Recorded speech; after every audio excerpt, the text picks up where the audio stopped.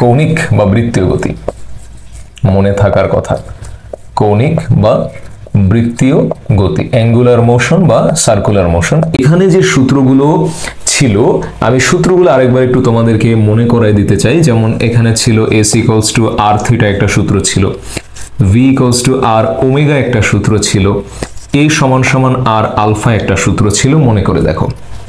তো এগুলো হচ্ছে রৈখিক, রৈখিক সরণ, রৈখিক বেগ, রৈখিক ত্বরণ। ওয়াইরাজ এখানে আর মানে তো প্রত্যেকটাই বুঝতে পারছো ব্যাসার্ধ, থিটা মানে হচ্ছে কোণ বা কৌণিক সরণ, তারপরে ওমেগা মানে হচ্ছে কৌণিক বেগ, আলফা মানে হচ্ছে কৌণিক ত্বরণ। তার মানে আমি বলেছিলাম তোমাদেরকে যে প্রত্যেকটা জিনিসেরই দুটো করে ভার্সন থাকবে প্রত্যেকটা ক্ষেত্রেই। দেখো রৈখিক সরণ, কৌণিক সরণ, রৈখিক বেগ, কৌণিক বেগ, রৈখিক ত্বরণ, কৌণিক ত্বরণ। তো গতিবিদ্যা চ্যাপ্টারটাকে আমরা আসলে তিনটা ভাগে ভাগ করেছিলাম। আমি তোমাদেরকে শুরুতে বলেছিলাম যে দ্বিমাত্রিক গতি, তারপরে কৌণিক গতি, রৈখিক গতি। তো দ্বিমাত্রিক গতির মধ্যে পুরোটাই ছিল হলো প্রাস। তো প্রাসটা ফুললি কমপ্লিট করেছি আমরা এবং সেখান থেকে প্রচুর ম্যাথমেটিক্যাল প্রবলেমস আমরা দেখেছিলাম। তো এখন শুরু হয়েছে হচ্ছে কৌণিক গতি বা বৃত্তীয় গতি। তো আপাতত আমরা এটা একটু সুন্দরভাবে বোঝার চেষ্টা করি মনোযোগ সহকারে। দেখো তুমি যদি মনোযোগটা ঠিক মতো রাখতে পারো তাহলে কিন্তু ব্যাচে তুমি যেভাবে বুঝতে পারবা এখানে তুমি সেভাবেই বুঝতে পারবা। তো সবচেয়ে আগে যেটা দরকার সেটা হচ্ছে তোমার মনোযোগ। সব দিক থেকে খেয়াল সরিয়ে তোমার ক্লাসের প্রতি যদি মনোযোগটা রাখতে পারো তাহলে তুমি অবশ্যই ভালোভাবে বুঝতে পারবা। এবং এখানে আরো কিছু সূত্র ছিল, omega final equals to omega initial plus হচ্ছে আলফা টি, এটা একটা সূত্র ছিল। Omega final square equals to omega initial square plus 2 alpha theta, এটা একটা সূত্র ছিল। Then theta equals to omega initial into t plus half alpha t square. মানে রৈখিক গতির মতোই কিন্তু সূত্রগুলো দেখতে লাগে। আর ওমেগা যেটা কৌণিক বেগ যেটা, এটার কয়েকটা সূত্র আমি তোমাদের লিখে দিয়েছিলাম। যেমন 2 পাই n ডিভাইডেড বাই টি একটা সূত্র ছিল, 2 পাই বাই ক্যাপিটাল টি একটা সূত্র ছিল, হ্যাঁ ক্যাপিটাল টি মানে কি পর্যায়কাল। দেন থিটা বাই টি একটা সূত্র ছিল, দেন ছিল 2 পাই এফ। এই যে ওমেগার কিন্তু সূত্র ছিল এরকম 4টা। এই সূত্রগুলো কিন্তু আজকেও আমাদের প্রয়োজন হবে এবং এখান থেকে আমরা বেশ কিছু ভালো ভালো প্রবলেমস দেখব। আর কৌণিক গতির ক্ষেত্রে এই ছোট ছোট কতগুলো সূত্র যদি তুমি মনে রাখতে পারো, জাস্ট অল্প কয়েকটা সূত্র, এখান থেকে তুমি কিন্তু অঙ্ক ইজিলি সলিউশন করতে পারতেছো, প্রবলেম হবার কথা না। আচ্ছা তাহলে যাওয়া যাক।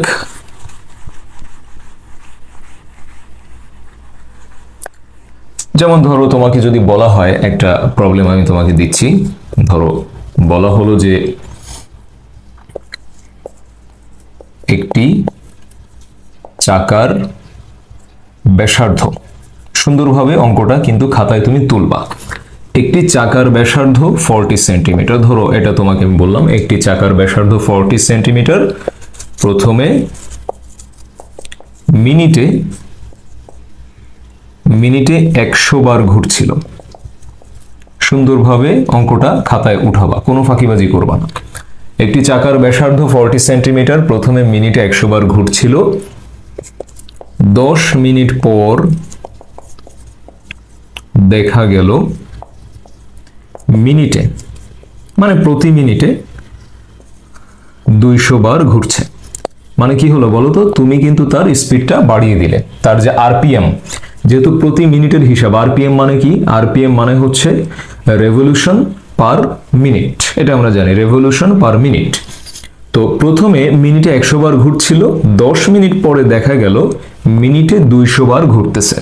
তাহলে 200 বার যদি সে ঘুরে থাকে তাহলে প্রথম কোশ্চেনটা সে চাচ্ছে যে কৌণিক ত্বরণ কত, কৌণিক ত্বরণ কত, মানে আলফা চাওয়া হচ্ছে। আর 2 নাম্বার যেটা ইম্পর্টেন্ট কোশ্চেন সেটা হচ্ছে উক্ত 10 মিনিটে চাকাটি কতবার ঘুরেছে। ঠিক আছে, এই কোশ্চেনটাই হচ্ছে সবচেয়ে গুরুত্বপূর্ণ একটা কোশ্চেন। ওকে, এরকম একটা প্রবলেম আমি তোমাদের ক্লাসেও সেদিন সলভ করিয়েছিলাম যে কৌণিক ত্বরণ কত, এটা তোমার পারার কথা। এখন বলছে উক্ত 10 মিনিটে চাকাটা কতবার ঘুরেছে, এটা হচ্ছে ইম্পর্টেন্ট কোশ্চেন। তো এইটার যখন আমরা সলিউশনে আসব তখন আমাদেরকে কয়েকটা ডাটা আগে ফলো করতে হবে। যে বলেছে যে প্রথমে যখন তুমি রিডিংটা নিচ্ছ তুমি দেখতে পাচ্ছ যে মিনিটে 100 বার করে ঘুরতেছে মিনিটে। তার মানে আদিবেগটা কত, 2 পাই n, মানে এর জায়গায় হচ্ছে 100 বাই হচ্ছে 60।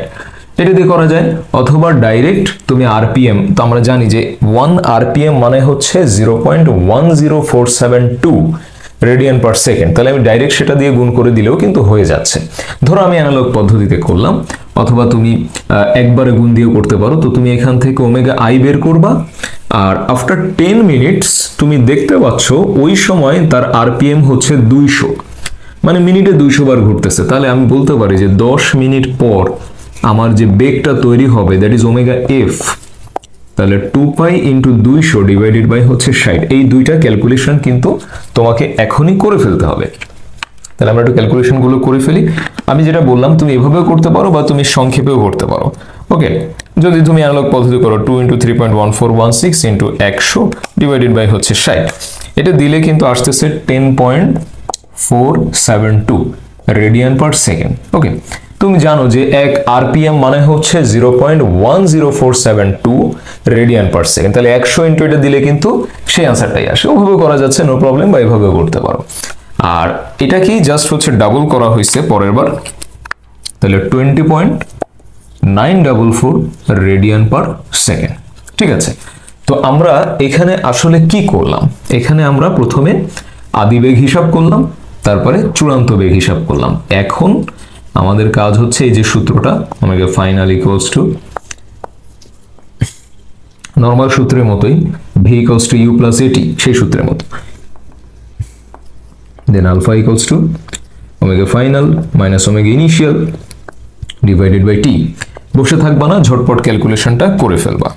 10.472, হ্যাঁ, ডিভাইডেড বাই কয় মিনিটের ইন্টারভাল? 10 মিনিটের ইন্টারভালের কথা বলেছে। ওকে, এই দেখো প্রশ্নের মধ্যে বলা ছিল যে 10 মিনিট পরে গিয়ে আমরা বেগের এই পরিবর্তন পাচ্ছি। তো এই যে টিটা, এই টিটাই কিন্তু হবে আসলে 10 মিনিট বা 600 সেকেন্ড দিলে 0.1745 রেডিয়ান, যেহেতু এটা ত্বরণ, রেডিয়ান পার সেকেন্ড স্কোয়ার।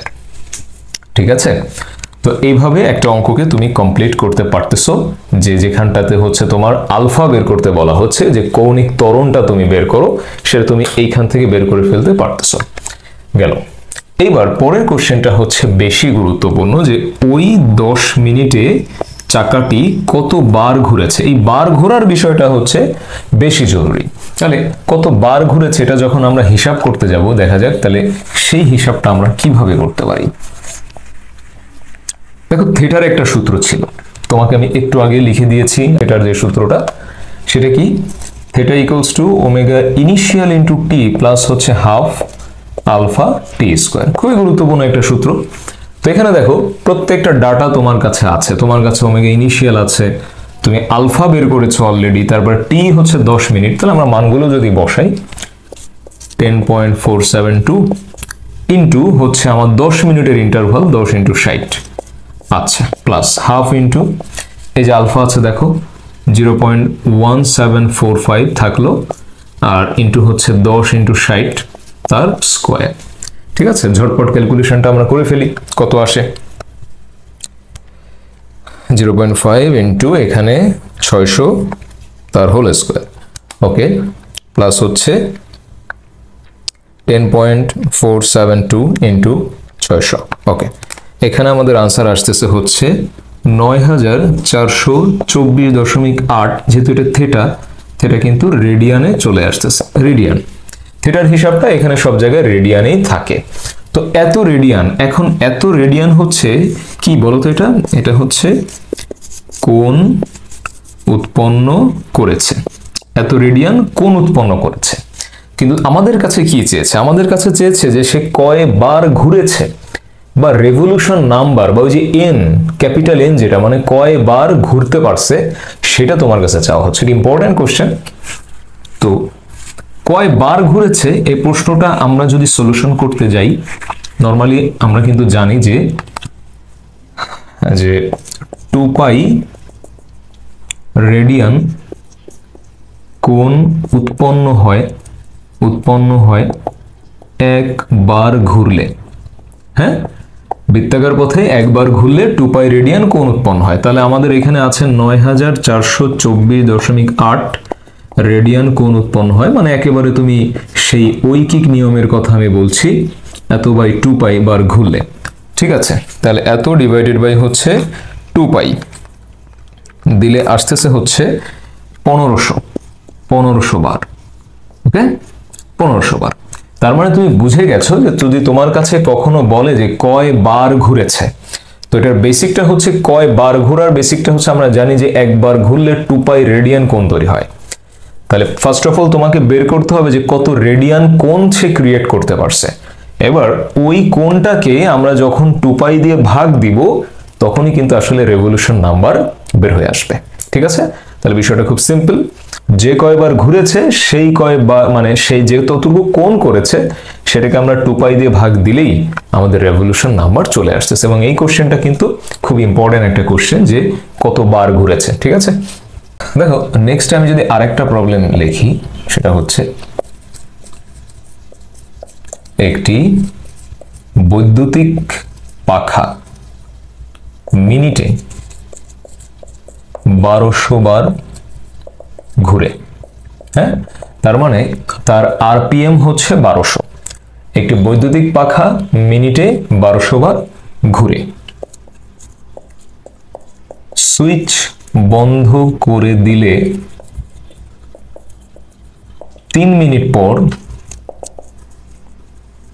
সম্পূর্ণভাবে থেমে যায়। সুইচ স্বাভাবিক, ফ্যান বন্ধ করে দিলে সাথে সাথে তো আর থেমে যায় না, একটু সময় লাগে। তো সুইচ বন্ধ করে দিলে 3 মিনিট পর সম্পূর্ণভাবে থেমে যায়। সম্পূর্ণভাবে থামার আগে কয়বার ঘুরবে? ভীষণই গুরুত্বপূর্ণ প্রশ্ন। এই জাতীয় প্রশ্ন তুমি আমার প্র্যাকটিস শিটে পাবা, তুমি তোমার বইতে পাবা, টেস্ট পেপারে পাবা, গাইডে পাবা, সব জায়গায় এই জাতীয় প্রবলেমস তুমি অনেক পাবা। তো ক্লাসে ভালো করে আগে বোঝো, আমি করাই দিচ্ছি, সুন্দরভাবে বোঝো, শেখো, এরপর তুমি তোমার যে প্র্যাকটিসের জায়গাগুলো সেই জায়গাগুলো থেকে তুমি করতে পারবা। দেখো, একটি বৈদ্যুতিক পাখা মিনিটে 1200 বার ঘুরছে। সুইচ বন্ধ করে দিলে 3 মিনিট পর সম্পূর্ণভাবে থেমে যায়। সম্পূর্ণভাবে থামার আগে কয়বার ঘুরবে? দেখো, ইনিশিয়ালি সে কি করতো? ইনিশিয়ালি সে মিনিটে কি করতো? 1200 বার করে ঘুরতো। তাহলে আদিবেগটা বের করা যাচ্ছে, 2 পাই n বাই t যে সূত্রটা ছিল, তাহলে 2 পাই ইন্টু কয়বার? 1200 বার মিনিটে, মানে হচ্ছে 60 দিয়ে আমরা ভাগ দিব। তো তুমি এভাবেও করতে পারো, অথবা আরপিএম থেকে সরাসরি যেভাবে আসা যায় সেটাও করা যেতে পারে। ওকে, ডিভাইডেড বাই হচ্ছে 60, এটা করলে আসতেছে 125.664 রেডিয়ান পার সেকেন্ড। ওকে, কেউ যদি চায় এভাবে করতে, আমি সেটাও লিখে দিচ্ছি, কেউ যদি চায় এভাবে করতে যে 1200 ইন্টু 0.10472, দেখো সিমিলার অ্যান্সারই আসবে। তুমি যদি চাও এইভাবে লিখতে তাও লিখতে পারো। তো দেখা যাচ্ছে যে অনেক সময় মার্কটা কাটতে পারে ডাইরেক্ট করার কারণে, এই জন্য অ্যানালগ পদ্ধতিতে করে রাখাটা বেশি ভালো, কারণ ডাইরেক্ট করতে গেলে অনেক সময় অনেক টিচার মার্ক কেটে দিতে পারে। তাহলে এই হচ্ছে আমাদের আদিবেগ। তাহলে আমরা আদিবেগটা পেয়েছি আদিবেগটা পাচ্ছি আমরা 125.664 রেডিয়ান পার সেকেন্ড। আর শেষ বেগটা 0 কেন? কারণ হচ্ছে সে 3 মিনিট পরে টোটালটা থেমে যাচ্ছে। টাইম হচ্ছে 3 মিনিট, মানে 180 সেকেন্ড। তাহলে কি জানি আমরা? Omega final equals to omega initial plus alpha t, then alpha equals to দাঁড়াবে omega final minus omega initial divided by হচ্ছে টি। এবার একটা জিনিস বোঝার আছে, তুমি কিন্তু আগের বার আমরা চাকার অঙ্কে যেমনটা দেখেছিলাম, চাকার স্পিড আমরা বাড়িয়ে দিয়েছিলাম। প্রথমে ছিল 100 আরপিএম, তারপরে নিলাম 200 আরপিএম, মানে স্পিড বেড়েছিল। স্পিড বাড়লে কি হয়? অ্যাক্সেলারেশন হয়। কিন্তু এখানে কিন্তু ডিসেলারেশন হচ্ছে, মানে মন্দন হচ্ছে। কিভাবে?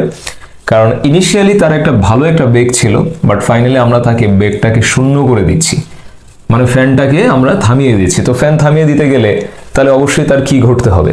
মন্দন ঘটতে হবে। তো এখানে আনসার আসবে কিন্তু মাইনাস, কারণ তোমার এখানে মন্দন ঘটাতে হচ্ছে। দেখি আমরা 125, এখানে শেষ বেগটা হচ্ছে মানে থেমে যাবে তো 0, 125.664 এখানে থাকলো, আর টি হচ্ছে 180 সেকেন্ড। কেন? কারণ 3 মিনিট। ওকে, তাহলে এটাকে আমরা যদি 180 দিয়ে ভাগ করি আমাদের আনসার আসতেছে minus 0.698 radian per second square. এইটা কিন্তু আমাদের সেই মন্দন আসতেছে মাইনাস, যেহেতু তার মানে আমরা বুঝে গেছি এটা হচ্ছে মন্দন। তো আমাদের কাছে মন্দন তো অবশ্যই আগে বের করতেই হতো, বলেছে সম্পূর্ণভাবে থেমে যাবার আগে কতবার ঘুরবে, সেই একই প্রশ্ন, বার ঘোরার প্রশ্ন।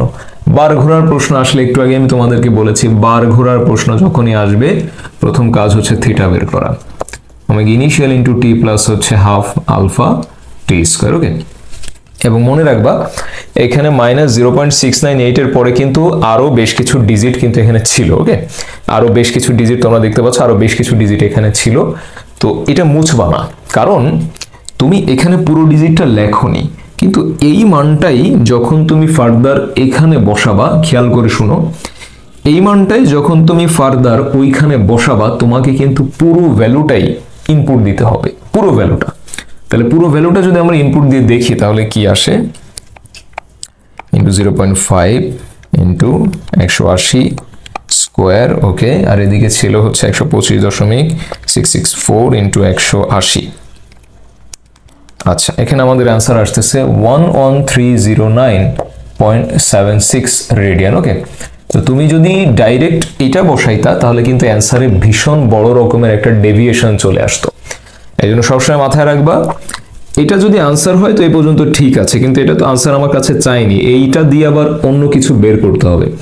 তো যখন এটা ইউজ করে তুমি অন্য কিছু বের করবা, এটার ফুল মানটা কিন্তু ওখানে ইনপুট করতে হয়। ঠিক আছে, কথাটা মনে রাখবা। তাহলে এবার বার ঘোরার ব্যাপার, তাহলে আমরা সে আগের মতো করে এটাকে 2π দিয়ে ভাগ করব। তো একটু সুন্দর করে আমরা লিখি, জানি 2π রেডিয়ান কোণ উৎপন্ন হয় কয়বার, একবার ঘুরলে।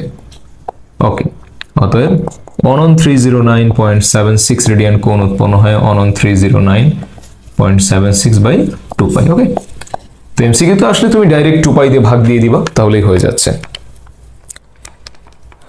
ওকে, আমাদের অ্যান্সার আসতেছে হচ্ছে 1800। দেখো একদম কারেক্টলি 1800 আসতেছে, একদম এক্স্যাক্টলি 1800। তো তুমি যদি অ্যান্সারে এখানে হেরফের করো, পুরো মানটা না নাও, তাহলে কিন্তু এখানে ভীষণ রকমের একটা ডেভিয়েশন চলে আসবে। আমি অনেক সময় দেখেছি যারা এই শুধু এইটুক নিয়ে কাজ করে এখানে অলমোস্ট 1820 চলে আসে তাদের, এরকমও কিন্তু আমি দেখেছি। এই জন্য আমি সবসময় সতর্ক করে দিচ্ছি, এই মানগুলো যদি এই পর্যন্ত অ্যান্সার হয় ফাইন থাকলো, কিন্তু যদি আনসারটা তোমার এটাকে আরো কোথাও বসাতে হয় তাহলে কিন্তু পুরো মানটা বসাবা, নাহলে কিন্তু অ্যান্সারে ব্যাপক একটা ডেভিয়েশন চলে আসবে। তো আমি আশা করতেছি আগের দিন ক্লাসে যা পড়িয়েছি এবং আজকের এইটার উপরে বেস করে তোমার এই কৌণিক গতি সম্পর্কে সুস্পষ্ট একটা ধারণা তৈরি হয়েছে। এরপর যেটা পড়াবো সেটা হচ্ছে কেন্দ্রমুখী বল বা কেন্দ্রাভিমুখী বল বা অভিকেন্দ্র বল। ঠিক আছে, একই জিনিস, তিনটা নাম। এবং ইংলিশে যদি বলো তাহলে এটার নাম হচ্ছে সেন্ট্রিপেটাল ফোর্স। ওকে, কেন্দ্রমুখী বল বা কেন্দ্রাভিমুখী বল বা অভিকেন্দ্র বল, ইংলিশে বললে সেন্ট্রিপেটাল ফোর্স। বিষয়টা সোজা, যখনই একটা বস্তু বৃত্তাকার পথে ঘুরতে থাকবে, আমরা বৃত্তীয় গতির মধ্যে আছি, আমাদের আলোচনা হচ্ছে বৃত্তীয় বা কৌণিক গতি নিয়ে। তো যখনই একটা বস্তু এরকম বৃত্তাকার পথে ঘুরবে, ওই বৃত্তের সে যেখানেই থাকুক না কেন, যে পয়েন্টে থাকুক না কেন, কেন্দ্র বরাবর তার উপরে একটা ফোর্স কাজ করে। মানে কেন্দ্র তাকে একটা ফোর্সে ধরে রাখে, আকৃষ্ট করে রাখে, যাতে সে ছিটকে না পড়ে। কারণ যখনই কেউ বৃত্তাকার পথে ঘুরতে থাকে ছিটকে পড়ার একটা টেন্ডেন্সি তৈরি হয়। সো বস্তুটা যে পয়েন্টে থাকুক না কেন সে যাতে ছিটকে পড়ে না যেতে পারে, এই জন্য বৃত্তের কেন্দ্র তাকে একটা বলে আকৃষ্ট করে রাখে, একটা বল দিয়ে তাকে ধরে রাখে। তাহলে আমরা লিখব কি, লিখব হচ্ছে কোনো বস্তু যখন বৃত্তাকার পথে ঘূর্ণায়মান থাকবে, সুন্দরভাবে নোটটা করো, কোনো বস্তু যখন বৃত্তাকার পথে ঘূর্ণায়মান থাকে তখন ওই বৃত্তের ব্যাসার্ধ বরাবর, কোন বস্তু যখন বৃত্তাকার পথে ঘূর্ণায়মান থাকে তখন ওই বৃত্তের ব্যাসার্ধ বরাবর কেন্দ্রের দিকে একটি বল ক্রিয়া করে, ওই বৃত্তের ব্যাসার্ধ বরাবর কেন্দ্রের দিকে একটি বল ক্রিয়া করে, যাকে কেন্দ্রমুখী বল বলা হয়। এবং এই কেন্দ্রমুখী বলের প্রভাবে বস্তুটি বৃত্তাকার পথে সুস্থিরভাবে ঘুরতে পারে। ঠিক আছে, কথাটা কিন্তু সুন্দরভাবে লিখে নিও। তাহলে কোনো বস্তু যখন বৃত্তাকার পথে ঘুরবে তখন ওই বৃত্তের ব্যাসার্ধ বরাবর কেন্দ্রের দিকে একটি বল ক্রিয়া করে, যে বলটাকে আমরা বলি হচ্ছে কেন্দ্রমুখী বল। এবং এই কেন্দ্রমুখী বল আছে বলেই কিন্তু বৃত্তাকার পথে বস্তু ঘুরতে পারে। এবং এটা সূত্রটাও সহজ, Fc = mv² divided by r, এটাই হচ্ছে সেন্ট্রিপেটাল ফোর্সের সূত্র। ওয়ারেস তুমি জানো যে v মানে কিন্তু r ওমেগা, তাহলে এটাকে একটু মডিফাই করা যায় r omega square by r, তাহলে থাকতেছে m omega square into r Fc।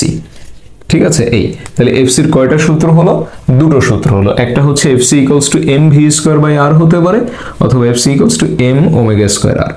যদি রৈখিক বেগ দেওয়া থাকে তাহলে ভি-টা দিয়ে করবা, যদি কৌণিক বেগ দেওয়া থাকে তাহলে ওমেগাটা ইউজ করে করবা, হয়ে গেল।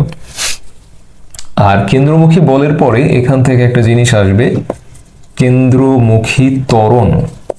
দেখো আমি তোমাদেরকে কৌণিক ত্বরণ পড়িয়েছিলাম আলফা, যেটা এটা কিন্তু আলাদা, এটা কিন্তু কেন্দ্রমুখী ত্বরণ। যেখানে বল আছে সেখানে তো ত্বরণ থাকবেই, বল উৎপন্ন হলে তো স্বাভাবিকভাবেই সেখানে ত্বরণ উৎপন্ন হবে, খুব স্বাভাবিক। তো এখানটায় যেটা হয়েছে যে কেন্দ্র বরাবর একটা বল আছে, যেটাকে আমরা বলছি অভিকেন্দ্র বল বা কেন্দ্রমুখী বল। তাহলে ওই বল যে ত্বরণটা ক্রিয়েট করে, ঠিক আছে, তুমি টাইটেলটা লিখে এখানে লিখবা যে বৃত্তাকার পথে ঘূর্ণায়মান বস্তুর কেন্দ্রমুখী বলের প্রভাবে ব্যাসার্ধ বরাবর কেন্দ্রের দিকে যে ত্বরণ উৎপন্ন হয়। বৃত্তাকার পথে ঘূর্ণায়মান বস্তুর কেন্দ্রমুখী বলের প্রভাবে, এটা লিখতে হবে, কেন্দ্রমুখী বলের প্রভাবে ব্যাসার্ধ বরাবর কেন্দ্রের দিকে যে ত্বরণ উৎপন্ন হয় তাকে বলে হচ্ছে কেন্দ্রমুখী ত্বরণ, এবং সেটা হচ্ছে এসি। তাহলে এফসি সমান সমান আমরা লিখেছিলাম mv² বাই r, তো এফসির জায়গায় MAC mv² বাই r, কারণ F = আবার ma হয়, এটা নিউটনের দ্বিতীয় সূত্র, মনে আছে নিশ্চয়ই। তাহলে AC = v² বাই r। তো এই কিন্তু তোমার সেই কেন্দ্রমুখী ত্বরণের সূত্র। আর যদি তুমি ওইটা থেকে আসতে চাও সেটাও আসা যাচ্ছে, যদি আমরা ওইটা থেকেও আসতে চাই সেখানে আমরা পাচ্ছি Fc = m omega square r।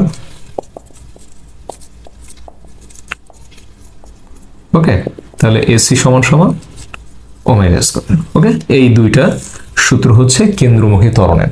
গুলিয়ে ফেললে হবে না কিন্তু, শুধু এ মানে কিন্তু রৈখিক ত্বরণ, আলফা মানে ছিল হচ্ছে কৌণিক ত্বরণ, এসি মানে হচ্ছে কেন্দ্রমুখী ত্বরণ। তিনটা কিন্তু তিন জিনিস। আমি এই জিনিসগুলো আবারও ক্ল্যারিফাই করে দিব তোমাকে, আপাতত মনে রাখো, শুধু এ মানে হচ্ছে রৈখিক ত্বরণ, আলফা মানে কৌণিক ত্বরণ, এসি মানে হচ্ছে কেন্দ্রমুখী ত্বরণ। তার মানে কিন্তু আমরা এখানে টোটাল তিনটা ত্বরণের কিন্তু আমরা অলরেডি দেখা পেয়ে যাচ্ছি। আমি এটা আবারও ফার্দার একটা এক্সপ্লেনেশন দিয়ে দিচ্ছি। তার আগে এখানে আরেকটা আলোচনা আছে, সেই আলোচনাটা হচ্ছে কেন্দ্র বিমুখী বল বা কেন্দ্রাতিক বল, কেন্দ্রাতিক বল, আর একটা হচ্ছে অপকেন্দ্র বল। একই কিন্তু, তিনটাই সেম জিনিস, এবং এদেরকে একসাথে বলে centrifugal force. Okay, what is centrifugal force? নিউটনের থার্ড ল কি বলে? প্রত্যেক ক্রিয়ার বা প্রত্যেকটা বলের সমান এবং বিপরীত প্রতিক্রিয়া বল আছে। তাহলে কথা হচ্ছে, আমরা জানি যে যখনই একটা বস্তু বৃত্তাকার পথে ঘোরে তার কিন্তু কেন্দ্রমুখী বল থাকে। তাহলে নিউটনের থার্ড ল অনুযায়ী কেন্দ্রমুখী বল যেমন থাকে, নিউটনের থার্ড ল অনুযায়ী এটার সমান এবং বিপরীত একটা প্রতিক্রিয়া বল থাকবে, যেটাকে আমরা বলবো সেন্ট্রিফিউগাল ফোর্স বা কেন্দ্র বিমুখী বল। এই বলটাই কিন্তু তোমার বস্তুকে বৃত্তাকার পথ থেকে বাইরে ছিটকে ফেলতে চায়। কেন্দ্রমুখী বল কি চায়? কেন্দ্রমুখী বল চায় যে বস্তুটাকে বৃত্তাকার পথে হোল্ড করতে, ধরে রাখতে। আর অপকেন্দ্র বল চায় ওটাকে বৃত্তাকার পথ থেকে বিচ্যুত করতে, বাইরে ছিটকে ফেলে দিতে চায়। তাহলে আমরা যখন লিখবো তাহলে কিভাবে লিখবো? নিউটনের তৃতীয় সূত্র অনুযায়ী প্রত্যেক ক্রিয়ার সমান ও বিপরীত প্রতিক্রিয়া আছে।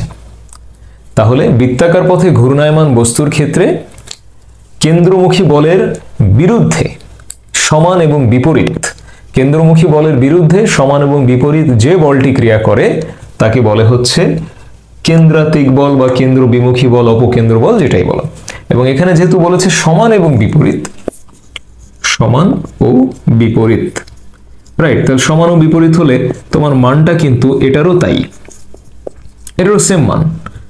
হ্যাঁ, মান কিন্তু কোনো চেঞ্জ হচ্ছে না, ওইটার সেন্ট্রিপেটালেরও যে মান সেন্ট্রিফিউগালেরও সেম মান, শুধুমাত্র ডিরেকশন আলাদা। সেন্ট্রিপেটাল চায় তোমাকে সেন্টার বরাবর ধরে রাখতে, আর সেন্ট্রিফিউগাল চায় তোমাকে সেন্টার থেকে বাইরে ছিটকে ফেলে দিতে, দ্যাটস ইট, আর কিছুই না। তাহলে যদি সেন্ট্রিপেটাল না থাকে সেন্ট্রিফিউগাল হবে না। আগে সেন্ট্রিপেটাল তো অবশ্যই থাকতে হবে, সেন্ট্রিপেটাল থাকলে সেন্ট্রিফিউগাল তৈরি হবে নিউটনের থার্ড ল অনুযায়ী। এই জন্য সেন্ট্রিফিউগাল ফোর্সটাকে বলে হচ্ছে অলিক বল। কেন অলিক বল বলা হয়? কারণ সেন্ট্রিফিউগাল আগে আসতে পারে না, সেন্ট্রিপেটাল উৎপন্ন হলেই তারপর সেন্ট্রিফিউগাল পাওয়া যাইতে পারে, যেহেতু এটার সমান এবং বিপরীত এটা, ঠিক আছে, অনেকটা প্রতিক্রিয়া বলের মতো। তো এই জন্যই সেন্ট্রিফিউগালকে বলে হচ্ছে অলিক বল। সেন্ট্রিপেটাল থাকলে সেন্ট্রিফিউগাল তৈরি হবে, এই জন্য এটাকে বলে হচ্ছে একটা অলিক বল। এটা মনে রেখো। এই নিয়মেরও বহুত অঙ্ক আছে তোমার বইতে, শিটে, এই যে এই সূত্রের উপরে, হ্যাঁ, এই সব সূত্রের উপরে দিচ্ছি আমি একটা, দেখো। আরো অনেকগুলো অঙ্কই করাবো, আগে আমি বেসিক কনসেপ্টগুলো আলোচনা করি এবং বেসিক অঙ্কগুলো আমি আগে করাই, তোমরা নিশ্চয়ই জানো। এর উপরে অনেক অনেক প্র্যাকটিস আরো থাকবে। একটা আগে দিই, যেমন ধরো যে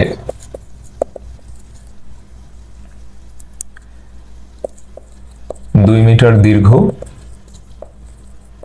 সুতায় বেঁধে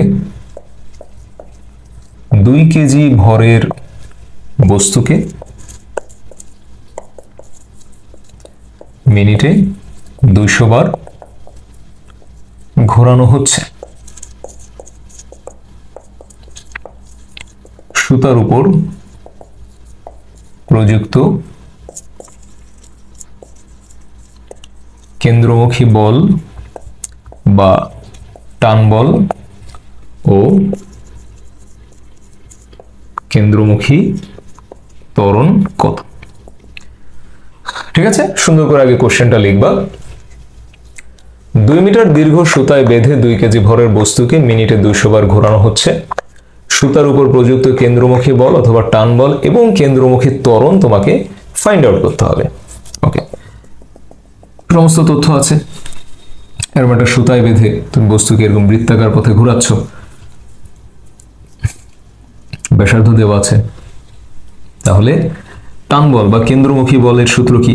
যেহেতু এটা রৈখিক বেগ দেওয়া নেই, কিন্তু আরপিএম দেওয়া আছে, দেখো মিনিটে 200 বার ঘোরাচ্ছি, সেই তথ্য আছে। তাহলে এই সূত্রে আসাটাই ভালো। এম মিনিটে, তাহলে 2 পাই এম বাই টি, নর্মাল সেন্সে কিন্তু তাই আসে। হ্যাঁ, এখান থেকে তুমি হিসাব করে ফেলতে পারো কত আসে, ক্যালকুলেটর ধরে হিসাব করো। 2 × 3.1416 মিনিটে হচ্ছে তুমি 200 বার ঘোরাচ্ছ। ওকে, স্কোয়ার, হ্যাঁ, ইন্টু 2 কেজি ভরের বস্তু, আর এটার যে ব্যাসার্ধ, সুতার যে দৈর্ঘ্য, সেটাই হচ্ছে এই যে সুতার যে দৈর্ঘ্য 2 মিটার, এটাই বৃত্তাকার পথের ব্যাসার্ধ হিসেবে কাজ করবে। তাহলে 1754.604 নিউটন। এবং কেন্দ্রমুখী ত্বরণ চাচ্ছে এসি সমান সমান ওমেগা স্কয়ার 8 দিলেই কিন্তু এখানে হয়ে যাচ্ছে। তাহলে 2 × 3.1416 ইন্টু 200 ডিভাইডেড বাই হচ্ছে 60 স্কোয়ার ইন্টু হচ্ছে তোমার এখানে 2, তাহলে এটা আসতেছে 877.30 রেডিয়ান পার সেকেন্ড। ক্যালকুলেশনটা সুন্দরভাবে চেক করে নিও, এটাই তো আসার কথা। তারপর আমি চেক করে দেখতেছি আরেকবার।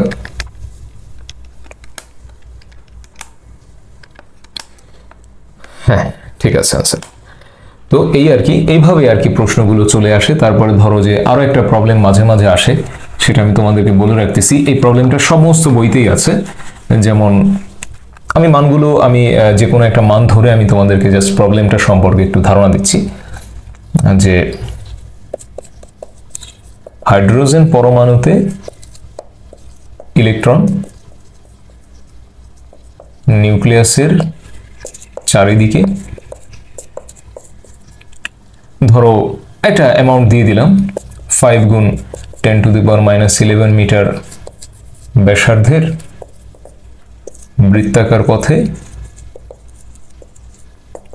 5000 মিটার পার সেকেন্ড বেগে ঘুরছে। মানগুলো আমি যে কোনো একটা মান নিয়েছি, কিন্তু এই টাইপের প্রশ্ন সব বইতেই আছে, শিটেও আছে আমার, দেখবা তুমি পাবা। হাইড্রোজেন পরমাণুতে ইলেকট্রন নিউক্লিয়াসের চারিদিকে এত ব্যাসার্ধের বৃত্তাকার পথে এত বেগে ঘুরছে, এই বেগটা ফলো করো। এটা কিন্তু ওমেগা না, এটা কিন্তু ভি দেওয়া আছে। তাহলে কেন্দ্রমুখী বল ও ত্বরণ কত। মানে যে ইলেকট্রনটা আসলে ঘুরছিল সেই ইলেকট্রনটার উপরে, যে ইলেকট্রন যেটা ঘুরছে এই ইলেকট্রনটার উপরে কেন্দ্রমুখী বল কত এবং সেইখান থেকে বলেছে কেন্দ্রমুখী ত্বরণটা কত।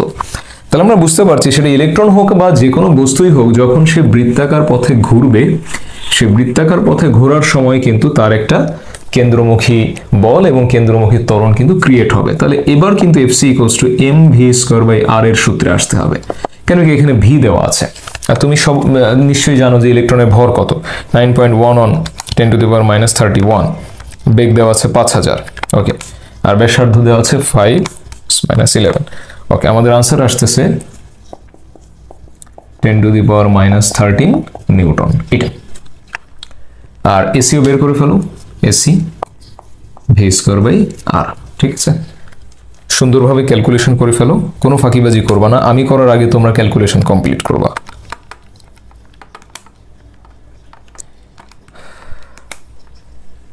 ফাইভ ইন্টু 10⁻17 m/s², ঠিক আছে, ওকে। তো এই লেকচারটায় আমি এই পর্যন্ত যা যা তোমাকে করিয়েছি আশা করি সুন্দরভাবে বুঝতে পেরেছো, সবকিছু ক্লিয়ার হয়েছে। এবার ডিউটি কিন্তু তোমার। আমার প্র্যাকটিস শিটটা নিয়ে বসে পড়ো, ওখানে বৃত্তাকার গতি, বৃত্তীয় গতি সম্পর্কে বা কৌণিক গতির উপর যতগুলো প্রবলেমস আছে করে ফেলো। করার পর এরপর বইটা নাও, বই নিয়ে বসে বৃত্তীয় গতির উপর যত প্রবলেমস আছে করে ফেলো এবং এইগুলোর উপরে ভালো করে দেখো। দরকার হয় লেকচারটা বারবার তুমি দেখো, দেখে শুনে বুঝে যদি কোনো প্রবলেম থাকে আমাকে হোয়াটসঅ্যাপে বা মেসেঞ্জারে বইলো, আমি সলিউশন করে দেবো। নেক্সট ভিডিও লেকচারের জন্য ওয়েট করো। সবাই ভালো থাকো, সুস্থ থাকো।